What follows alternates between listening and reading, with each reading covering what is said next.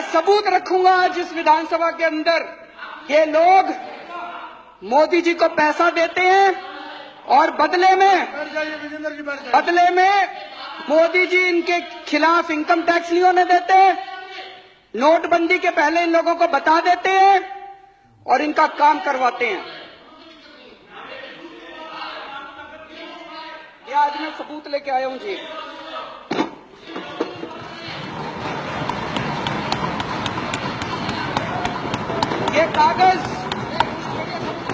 ये कागज मेरे कागज नहीं है जी, ये इनकम टैक्स डिपार्टमेंट के कागज हैं। इनकम टैक्स डिपार्टमेंट ने 15 अक्टूबर 2013 को आदित्य बिड़ला ग्रुप के ऊपर रेड हुई। उस रेड में इनकम टैक्स डिपार्टमेंट में रेड होती है, वो वहां से सारे उनके कागज उठा के लाते हैं। वापस आने के बाद इनकम टैक्स डिपार्टमेंट अपनी एक रिपोर्ट बनाता है उन कागजों के आधार पे, जिसको अप्रेजल रिपोर्ट कहते हैं। ये अप्रेजल रिपोर्ट है इनकम टैक्स डिपार्टमेंट की उस रेड की। उस रेड में उनके अकाउंटेंट से पूछा इनकम टैक्स वालों ने, अकाउंटेंट का नाम कोई सक्सेना था।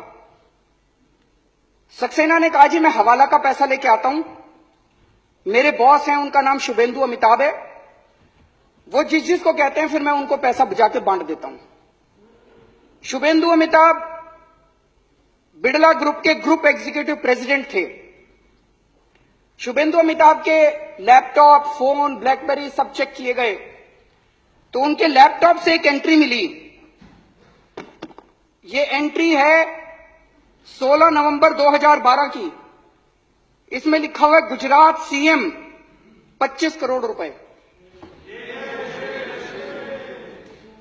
गुजरात सीएम के आगे 25 करोड़ रुपए, ब्रैकेट में लिखा है 12 डन, 12 दे दिए, रेस्ट क्वेश्चन मार्क। तो ये उसके बाद इनकम टैक्स डिपार्टमेंट ने अपनी एनालिसिस की है। ये उसकी एनालिसिस की कॉपी है। एनालिसिस में इनकम टैक्स डिपार्टमेंट लिखता है, considering the highly incriminating nature of transactions in the data retrieved from the laptop and hard disk of Shubhendu Amitabh and evasive replies and unsubstantiated claims made by him, it would be imperative for the assessing officer to scrutinize the data available in seized documents, including the laptop and hard disk, and determine the quantum of income concealed by Shri Shubhendu. Appraisal report उसके बाद assessing officer के पास जाती है और assessing officer फिर 2 साल लगा के उसकी इनकम का असेसमेंट करता है, ऑर्डर करता है। अक्टूबर 2013 में रेड हुई थी। उसके बाद 6 महीने बाद इनकी सरकार आ गई तो असेसिंग ऑफिसर की हिम्मत नहीं थी जो इसकी जांच कर सके। उसके बाद तो इसकी कोई जांच नहीं हुई उसके बाद। और अब ये केस को रफा दफा करने की कोशिश की जा रही है। सेटलमेंट कमीशन में इस केस को भेज दिया और बहुत जल्दी ये केस खत्म होने वाला है। इस केस को रफा दफा करने की कोशिश की जा रही है। एक और बड़ी मजे की बात है, इसी रिपोर्ट के अंदर बिड़ला ग्रुप के जो पेंडिंग प्रोजेक्ट हैं गुजरात सरकार में, उनकी लिस्ट दी हुई है। इससे शक पैदा होता है कि आप ये पैसे ये काम करवाने के लिए दिए गए थे क्या। इसमें लिखा है, levy of stamp duty matter has been taken up at the principal secretary level and through the honourable chief minister's office, deputy collector stamp has been instructed from Gandhinagar not to initiate any action. मतलब कि मुख्यमंत्री दफ्तर, गुजरात के मुख्यमंत्री दफ्तर ने stamp duty ना लेने के आदेश दे दिए हैं। इनको गैस की जरूरत थी तो इसमें लिखा है गैस के लिए भी बात हो गई है। तो जो जो काम पेंडिंग थे गुजरात सरकार में उनकी सबकी लिस्ट दी हुई है। तो एक मन में यह शक होता है ये 25 करोड़ रुपए ये सारे काम करवाने के लिए पैसे दिए गए थे। एक और इसी तरह का इंसिडेंट हुआ। अगर ये एक ही होता तो लगता कुछ गड़बड़ है। 22 नवंबर 2014 को सहारा के यहां रेड हुई। एक कमरे से 130 करोड़ से ज्यादा का कैश मिला।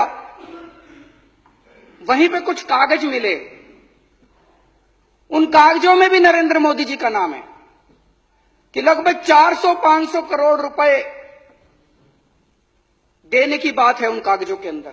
और कई नेताओं के नाम है, कई मुख्यमंत्रियों के नाम है देश के, उनमें नरेंद्र मोदी जी का नाम भी है। लेकिन इसकी अब जांच कौन करेगा। भारत के इतिहास में शायद आजादी के बाद पहली बार ऐसा हुआ है कि किसी प्रधानमंत्री का काला धन का जो खाता, बही खाता, हर बड़ा बड़ा जो भी बड़ा उद्योगपति खरबपति होता है उसका एक नंबर का खाता होता है और एक काले धन का खाता होता है। इतने करोड़ों का पैसा ऐसे ही थोड़ी दे देते हैं। काले धन के खातों के अंदर किसी प्रधानमंत्री का बाय नेम नाम आता हो, मुझे लगता है आजादी के बाद पहली बार ऐसा हुआ है।